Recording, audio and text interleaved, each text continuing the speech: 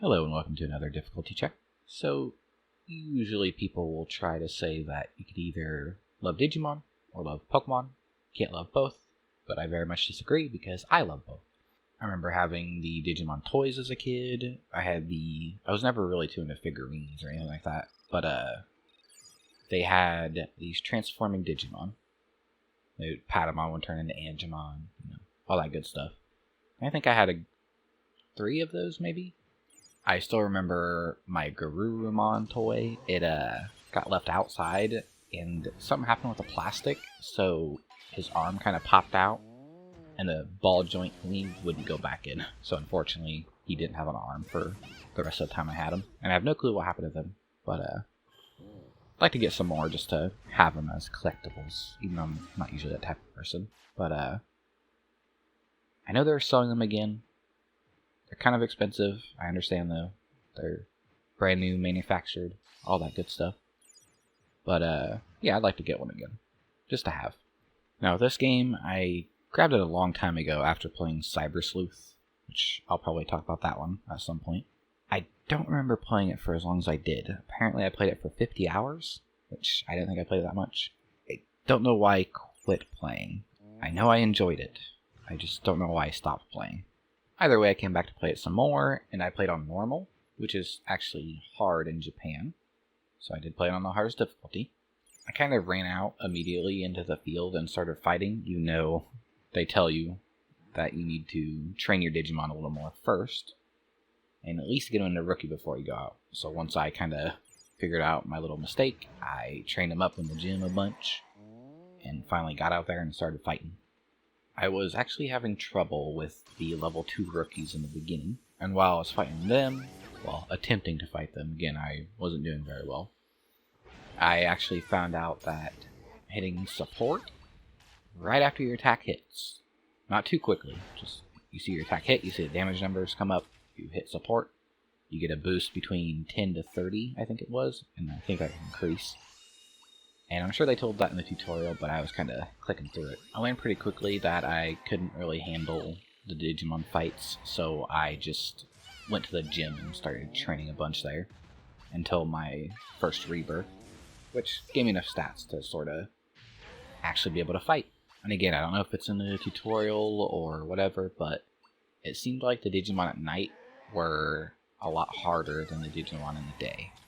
They did change. I think it was Numamon in the beginning area at night, and then Gabumon in the daytime. And the Numamon always seemed harder than the Gabumon to me. Also noticed sometimes the Digimon would just sort of back away from you rather than chase you.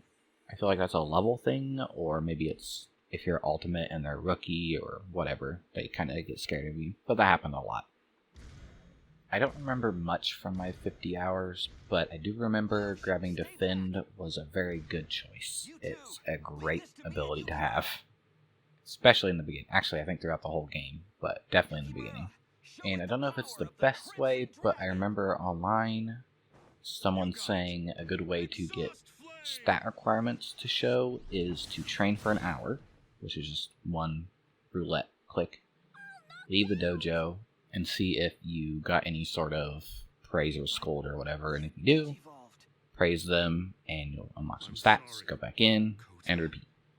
I like doing my research a bit on difficulties, and unfortunately when I looked up this, I found out that hard, all it does is increase the grind. It doesn't change how tough the enemies are, or their AI, or anything like that. It just makes you work longer to get stat requirements to get the Digimon. So you could call that difficulty, but I call that more of a time sink or time killer or whatever. Either way, to me that's not actual difficulty, it's just extending gameplay. So I switched to easy just to make sure, and yeah, I was still getting big damage on me on like the last boss, Machine Germon, of the first chapter. So I can't recommend playing this on normal, on normal, because it doesn't do anything except make it longer. Play on easy, and you'll still have just as much a challenge, because even though it's called easy, it can still be very difficult. What I really like about this is I never felt like the enemies were damage sponges, even when I wasn't doing a lot of damage. I just felt like I needed my Digimon to get stronger. Like with one fight, it was against a Garudamon. He straight up just demolished me. And I went back to the gym, trained up a bit, killed some more Digimon. I came back just a few minutes later as an ultimate this time, instead of a champion. And I just completely massacred him. So it's all about just training up and getting stronger. It's not this enemy's hard because it takes 5 minutes to kill him because he has a million billion health. And sooner or later, I'm going to make a mistake that's going to cost me my life. And I'll have to restart and fight him again from the beginning and all that. No, it's... If you get hit, you get hurt. But it doesn't feel like you're just going to lose because an enemy stalled you out.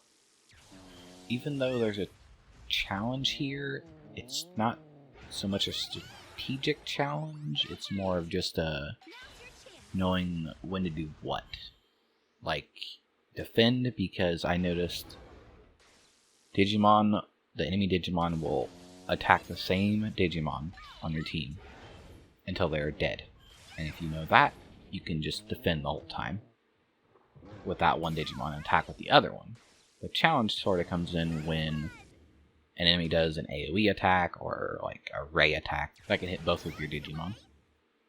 And you'll need to make sure to defend with the other Digimon too so they don't die. And it's a lot of fun and pretty challenging to manage two different Digimon at the same time to make sure they're both safe and attacking and actually doing damage to the enemy. I beat the first chapter boss pretty easily.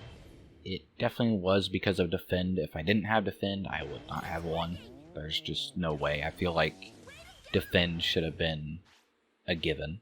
It shouldn't be something you have to go into a skill tree with. Because if you kind of don't grab it and you level up a bunch, you might be screwed a little bit. Well, I guess if you level up enough, you probably wouldn't have to worry too much about defending because you just overpower everything. But I feel like it should have been a given, for sure. It's too strong to not have. Overall, I can very much recommend this game because it's a really fun action RPG. And if you like Digimon, that's a plus. I don't even think you really need to like Digimon. It just has really fun mechanics, for sure. And don't play it on normal unless you want a longer grind.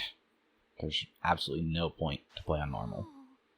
Easy is just as hard, and doesn't take an extra 50 hours or whatever it is. I don't think it's that long, but it's longer when it shouldn't be. So just don't play normal.